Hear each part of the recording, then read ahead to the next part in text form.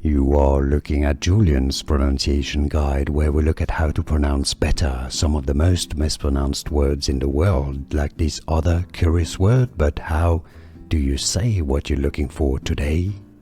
Let's learn once and for all how to pronounce this word correctly and clarify the pronunciation. Yes, I'm a little bit annoyed because other videos on YouTube, I've got this wrong pronunciation videos.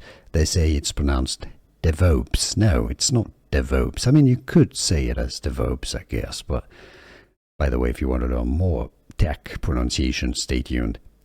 DevOps, it's how it's pronounced. So it comes from dev, development, and ops, as in operation. So DevOps. I know it's kind of counterintuitive. DevOps maybe is a bit more natural to say, but it sounds odd.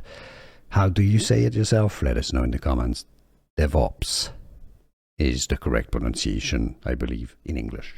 Here are more videos on how to pronounce more confusing words and names too many mispronounced. Like this video if you found it useful. I appreciate your support. I'll see you soon and thanks for watching.